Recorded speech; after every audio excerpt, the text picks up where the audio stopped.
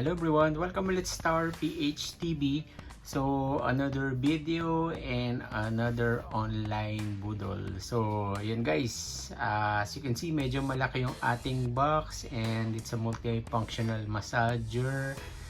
So, yun, let's check it out after our intro.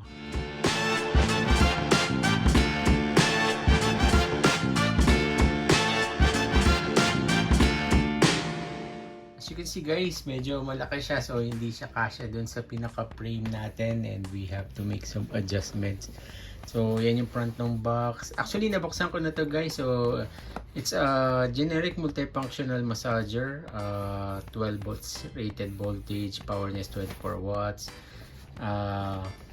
one piece niya. Tapos ito yung dimension niya guys, 390 by 135 by 415 millimeters. So yun, generally it's made from nowhere. And yan, so simple lang yung box nya. Yan nga, as said, medyo malaki siya and hindi kaya nung lighting natin. So maybe I'll just open up. Let's try to add some natural lighting. And yan, as said, yan, medyo nabuksan ko na siya. And maganda yung packaging niya guys, well secured, naka-box. And yung pinaka massager niya naka plastic. Hindi ko pa siya nagamit but na-excite lang ako before, kaya ako siya binuksan na. And let me show you yung what's inside. Tabi muna natin yung box niya guys. Hopefully nakikita nyo ng maayos. So yan siya. It's a massager na pwede nyong sandalan. And we'll just fix yung ating camera. Hindi ko rin siya magkasya sa frame. Yun, it's a suit. Ito yung brand niya. Although generic siya, nakalagay dun sa I don't know. So it's a Sooty Health and Life. Tapos ito yung kasama. We got yung kanyang manual. So it's a massage pillow, K1 K2. So importante guys, pag mga massager, you have to read yung manual kahit na medyo basic. So yun, it's an ergonomic design, realizes the back, waist and other parts of the massage. Yung translation niya medyo hindi okay. So yung product diagram, it's a massage pillow. Tapos yan, naka-built in yung kanyang controller. Tapos pwede siyang isaksak by 220 volts yung kanyang rating. And meron din siya, pwede rin siya sa car. Yan. So yung mga controls niya, what we can see, yung power, so yung rotation, vibration, different modes, yung speed and yung heat. So apparently this is the high end, may kasama daw siyang heater. So to open, press open key, yung direction. So ito yung pinaka susundan natin na panel diagram, yung merong 6 buttons. So open key, direction key, force adjustment key, heating key. In the massage state, the heating is on by default. Press this key to turn off the heating and then press the key to turn on the heating. Vibrating key, vibration design, press key to enter vibration mode. And there are 3 gears for the vibration speed. Tapos yung last button is intelligent mode, which I think parang wala siya dito, so iba. Then so yun. So fix the massager on the part to be massaged. Pwede siya sa waist and sa back. I've seen some other videos, ginagamit din siya sa neck. So parang hihiga ka dito, tapos nandito banda yung neck mo. To connect the power adapter, press power. So yung packaging list niya, kasama yung massage pillow, instruction, certificate, warranty. repair, maintenance, safety precautions, ito daan natin. So those with long hair need to roll up their hair to avoid being caught by the massage head and tearing their scalp.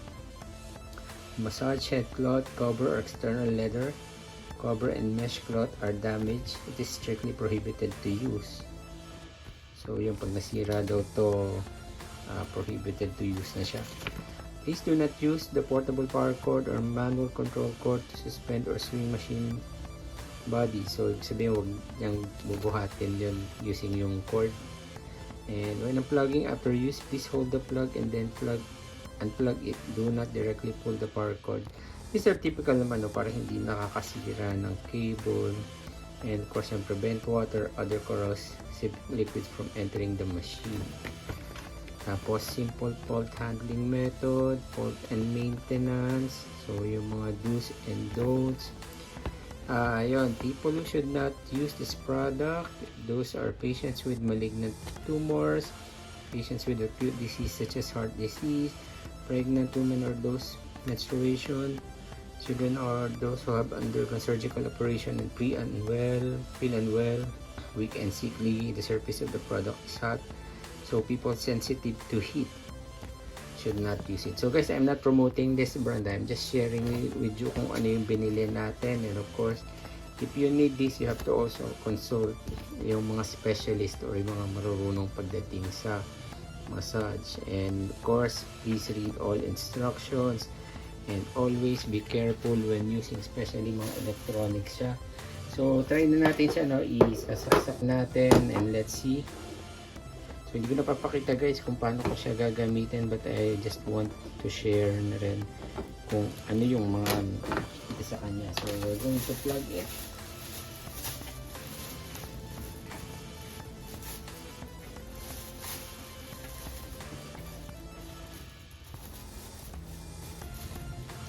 So, yun, we plug it to 20 volts. So, pag nakita nyo guys, naka-off dun sa digital panel niya. So, we just turn it on. So, umiikot agad yung massager niya. I'm not sure ano itong medyo nakabukol dito and what is our for. So, ito yata yung mga heater. Pero gumagalaw lang sa kanya ito. Ayan. So, yung rotation niya isa is clockwise, yung isa counterclockwise. If you press yung positive inversion, nagro-rotate siya pabalik. Then, let's click yung vibration. So, nagbabibrate yung buong pillow. So, kung narinig nyo, nagbabibrate siya. Hindi ko lang alam talaga kung ano itong medyo nakabukol dito. Ayan, so, nagbabibrate siya. So, stop natin. Medyo lumakas yung vibration niya. Number 15. Pinakamalakas yata na vibration. Tapos guys, ang pala nito hanggang 15 minutes lang siya. So yung massager, automatic na go off siya. So vibration off. So yun, may counter 15 minutes. Ang mode, we got F1. May timing yung pag-rotate niya. Or F2.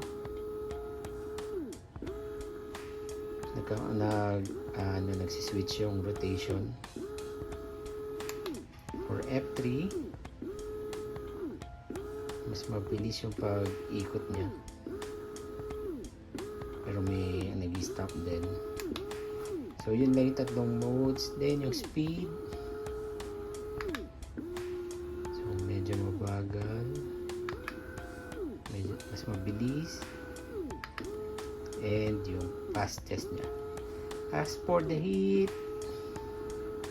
iyan muna natin siya sa speed 1. So yung heat niya,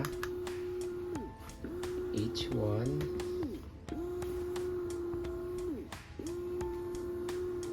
I'm not sure which part yung umiinit.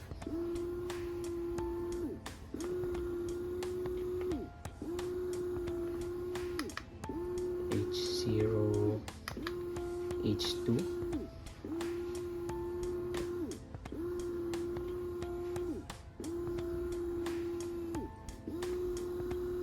may konting part na umiinit, no, pero hindi talaga siya ramdam.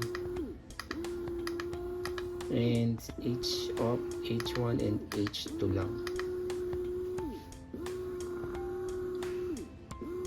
So yun guys, yung mga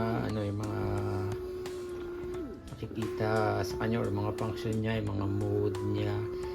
I'm not sure but I believe, hindi ko lang alam kung umiilaw tong gitna because dun sa mga nakita natin na mga massager, merong ilaw tong gitna. But let me turn off the lights. So basically wala siyang ilaw. And turning it off. So yun guys, parang synthetic leather tapos mesh dito. Yung quality niya, especially itong pagkakatahi dito is okay naman. Typical for some products na I'm not sure what these are. So kung familiar kayo guys kung ano to, please share. And yung kanyang likod is plain black lang, and we got this zipper na siya, pero wala siyang, actually wala siya, ayun, nandun sa loob. So I think if you want to open this one to check what's inside, tapos ito yung kabitan niya. So you can replace from here. Yung saksakan pwedeng palitan nung nandun sa or car. Yan, mga saksak pala. So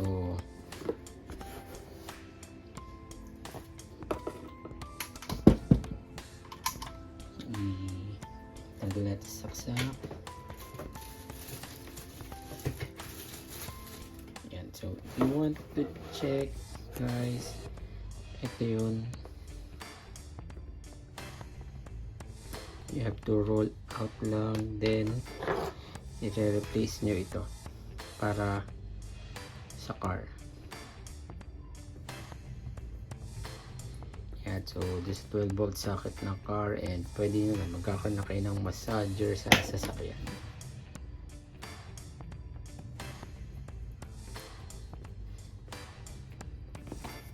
So yun guys, yung ating budol finds sa Shopee talaga, no. So yun, medyo on the cheaper side lang siya. Just need to get a massager. So as you can most of you know guys, this past few weeks we were diagnosed with herniated disc. So medyo palagi masakit yung likod natin, and yun, tayo. So from time to time we need something to massage our back. And yun, I hope nag-enjoy kayo dito guys sa video na to, and I hope nagustuhan nyo to. I'm not promoting this, I just want to share with you what I got from online. And kung nagustuhan nyo to, please do leave a like and share na din. So sa mga hindi pa nakapag-subscribe, please do subscribe to our channel, Tower PH TV, where we talk about different types of collections and investment. And medyo may naligaw lang tayo na things that I buy or stuff that I buy online, yung mga budol finds natin. So with that, I would like to give a big shout out sa ating mga members na si Nampas Lupang Burgis, si BF Angel Mendoza in Seoul, Distance by Tesha, si Mimi and Duty, and of course yung bagong channel niya, Junko Love, si Mami Madselen, and si Mami Belsato. And big shoutout sa mga kasama natin sa Team HLJ. Yun, also big shoutout kay Enday and kay Ma'am Ida Grace, yung lagi nating supporter, and of course Miss Nerissa Macabinlar. So follow nyo yung mga channel nila guys, and also follow our other channel, Tower PH Gaming, where you can experience the excitement. And big shoutout din sa ating mga kaibigan na bokbangers, ASM artists, content creators, vloggers, gamers, action figure collectors, and NBA trading card collectors. And guys, don't forget to comment sa ating mga video. So from time to time magkakaroon tayo ng mga surprise raffle sa ating mga followers and sa mga nagko-comment sa atin. And you know, yun, the craze natin and last man standing and some of the stuff that we showcase dito sa ating channel guys. ipapamigay natin yan kasi medyo napupuno na yung ano natin, yung room natin. So I might give away some of the stuff sa ating mga lucky subscribers and followers.